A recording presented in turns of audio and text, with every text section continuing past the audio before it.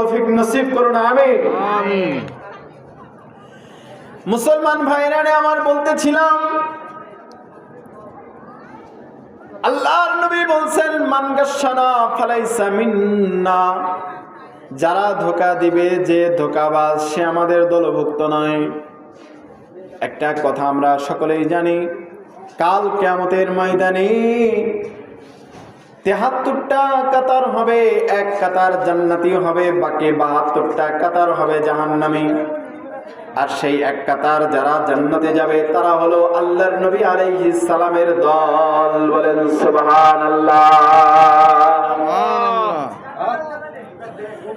তারা এমন ব্যক্তি যারা হেদায়েত পাত্র, যারা মুহতাদিন। তারা এমন ব্যক্তি যারা ঈমানদার, যারা আমানু।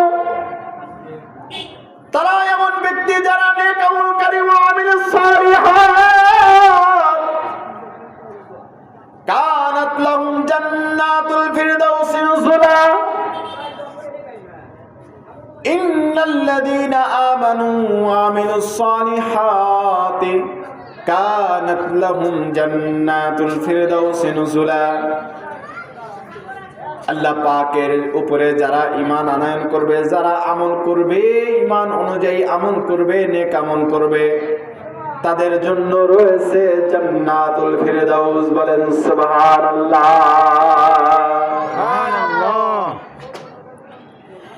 কিন্তু যারা ধোঁকাবাজি করবে তারা আল্লাহর নবীর দলভুক্ত হবে না।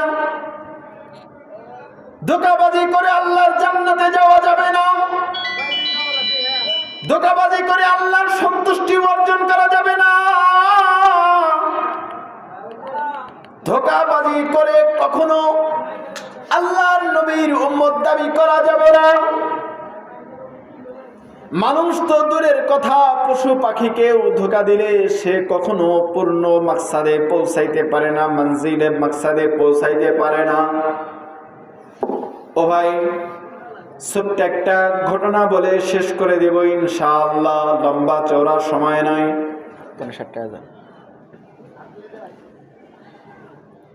আল্লাহর এক বান্দা, আল্লাহ পাককে চেনার খুব ইচ্ছা, মনের ভিতরে তার কল্পনা জল্পনা হইল সে নফসের আত্মশুদ্ধি করবে, আল্লাহ পাককে চিনবে, আল্লাহর রাস্তায় আসবে। কোন একজন উস্তাদ ধরে, ইয়া আইয়ুহাল্লাযীনা আমানুত্তাকুল্লাহ ওয়াবতাগু ইলাইহিল ওয়াসিলা। আল্লাহ পাক বলেছেন, হে ঈমানদারগণ, তোমরা তাকওয়া অর্জন করো, ওয়াবতাগু ইলাইহিল ওয়াসিলা, এবং তার দিকে ধাবিত হওয়ার জন্য তোমরা ওসিলা খোঁজো। তো এক ব্যক্তি চাইলেন উনি ওনার লাগামটাকে, উনি একজন আত্মশুদ্ধি, আত্মজ্ঞান সম্পন্ন, অন্তর্দৃষ্টি সম্পন্ন ব্যক্তির হাতে ওনার লাগামটা দেবেন। গরুকে যখন আপনি খেতে আল দিয়ে নিয়ে যান, এ জানে না যে এটা নিষিদ্ধ ফসল, এদিকে একবার থাবা দেয়, ওদিকে আর একবার থাবা দেয়। ও জানে না যে এটা নিষিদ্ধ ফসল, এটা খাওয়া যাবে না, ও সেটা জানে না। ওর লাগাম যার হাতে আছে, তিনি ওকে এদিকে গিয়ে যখন থাবা দিতে লয় তাকে আটকায় দেয়, অন্যদিকে গেলে থাবা দিতে লইলে তাকে আটকায় দেয়।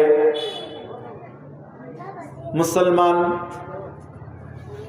এই ব্যক্তি চিন্তা করলেন উনি ওনার লাগামটারে অন্তর্দৃষ্টি সম্পন্ন একজন ব্যক্তির হাতে উনি সুপর্দ করবে, যাতে করে তিনি ওনার পথ প্রদর্শক হবে, তিনি ওনাকে হেদায়েতের পথে নিয়ে আসবে, আলোর পথে নিয়ে আসবে, মুক্তির পথে নিয়ে আসবে, জান্নাতের পথে নিয়ে আসবে।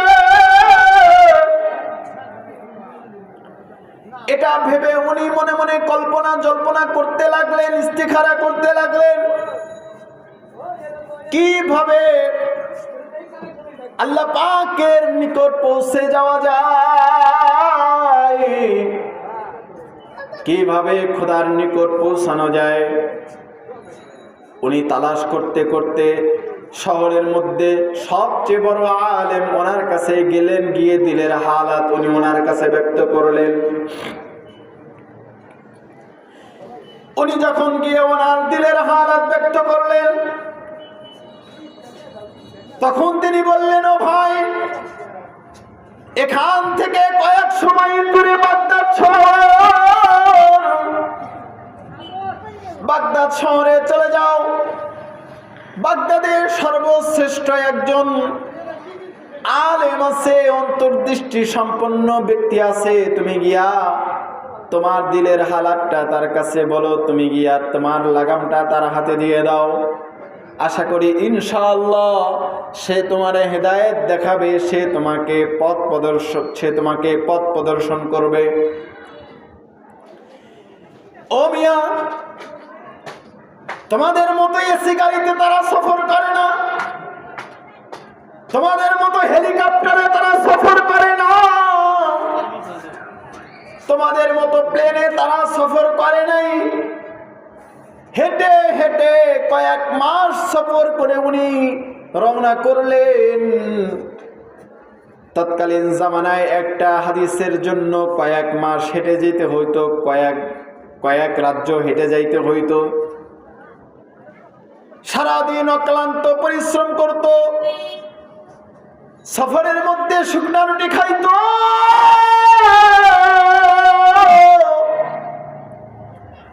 আর আল্লাহ পাকের কাছে সাহায্য চাইতো, আল্লাহ পাকের নৈকট্য লাভ করার জন্য দোয়া প্রার্থনা করত। লম্বা সময় সফর করে, মাসকে মাস সফর করে অনেক কষ্টে উনি বাগদাদ শহরে পৌঁছায় গেলেন। বাগদাদ শহরে পৌঁছায় যাওয়ার পর সেই হযরতের ঠিকানা খুঁজতে খুঁজতে উনি শেষ পর্যায়ে হযরতের ঠিকানায় চলে গেলেন। হযরতের ঠিকানায় চলে যাওয়ার পর হযরতের খাদেমের সাথে সাক্ষাৎ করলেন। হযরতের খাদেম বললেন, ও ভাই, চিন্তার কোনো কারণ নাই, আপনি মেহমান খানায়, মুসাফির খানায় গিয়ে অপেক্ষা করুন, আমার ওস্তাদ উনি অচিরেই অল্প সময়ের মধ্যেই এসে যাবে। উনি বলে, কোথায় গিয়েছে? কয়, হযরত পীর সাহেব হুজুর এত আল্লাহর ওলি, এত অন্তর্দৃষ্টি সম্পন্ন, আমরা শত শত ওলামায়ে কেরাম তার শাগরেদ থাকতে, আমরা শত শত তার শাগরেদ থাকতে উনি ওনার বকরি চড়াইতে নিজেই মাঠে চলে গেছে। আমাদের উস্তাদ উনি এত ভালো মানুষ যে আমরা এত মানুষ থাকতে, এত খাদেম খুদ্দাম থাকতে উনি নিজেই চলে গেছে, এত ভালো মানুষ উনি। সুতরাং আসেন, বিশ্রাম করেন, হযরত আসলে তারপরে ইনশাআল্লাহ আপনি আপনার দিলের কথা তার কাছে ব্যক্ত করবেন। এ কথা শোনার পর যুবকের সকল সফরের কষ্ট দূর হয়ে গেল, যুবকের সকল পেরেশানি দূর হয়ে গেল, যুবকের সকল ক্লান্তি পরিশ্রম সকল কিছু যেন শান্তিতে রূপান্তরিত হলো। উনি বলল, না ভাই, আমার আর তর সইতেছে না, আমার আর ধৈর্য হচ্ছে না, এমন একজন মহান ব্যক্তিকে আমি একটু বকরি চড়ানো অবস্থায় দেখতে চাই, এমন একজন মহান ব্যক্তিকে আমি একটু বকরি চড়ানো অবস্থায় দেখতে চাই, যে ব্যক্তি তার শত শত খাদেম থাকতে নিজে বকরি চড়াইতে যায়, তার চেয়ে ভালো আল্লাহর ওলি অন্তর্দৃষ্টি সম্পন্ন ব্যক্তি আর হতে পারে না। আমি একটু তাকে বকরি চড়ানো অবস্থায় দেখতে চাই। ওই ব্যক্তি তখন আবার সফর করে মাঠে চলে গেলেন। মাঠে চলে যাওয়ার পর দেখে দূরে আল্লাহর এ ওলি বকরি চড়াইতেছে। বলেন সুবহানাল্লাহ, সুবহানাল্লাহ। উনি তখন ধীরে ধীরে হাঁটি হাঁটি পা পা করে এগিয়ে যাচ্ছিলেন। এমন সময় ঘটলো এক আজব ঘটনা, আচমকা ঘটনা। হযরত বকরীকে নিজের দিকে আহ্বান করতেছে। বকরীকে নিজের দিকে আহ্বান করার সুন্দর একটা নিয়ম প্রচলিত।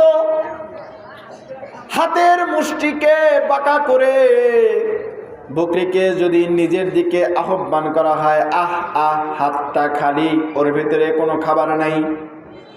এরপরেও বকরী বেচারা কম্বুজ, নাদান, চতুষ্পদ জন্তু, ও না বুঝে মনে করে হাতের মধ্যে খাবার আছে। এইটা দেখে ও দৌড়ে চলে আসে আর মানুষ তাকে ধরে। এটা তো সাধারণ নিয়ম। ওই ব্যক্তি যখন হাতের মুষ্টিকে বাঁকা করে বকরীকে নিজের দিকে আহ্বান করতেছে, তখন এই সাগরেদ আর সামনে আগায় না, পিছনের দিকে চলে যাইতেছে। খাদেম তাকে বলে, ও ভাই, তোমার কি হলো? তুমি কয়েক মাস সফর করে এখানে আসছো, আজকে আবার তুমি হযরতের সাথে দেখা না করেই চলে যাইতেছো, তোমার কারণ তো বুঝলাম না। উনি বলে, আরে ভাই, আমি তো আমার এই লাগামটা একজন অন্তর্দৃষ্টি সম্পন্ন ব্যক্তির কাছে দিতে আসছি। আমি একজন আল্লাহর ওয়ালির কাছে আমার এই লাগাম দিতে আসছি। কিন্তু এই ব্যক্তি আমি দেখেছি সে একটা বকরীকে ধোঁকা দেয়। বকরীকে সে হাতের মধ্যে কোনো খাদ্য না নিয়েই সে বকরীকে এটা বুঝিয়েছে যে আমার হাতে খাবার আছে, তুমি আমার দিকে আসো।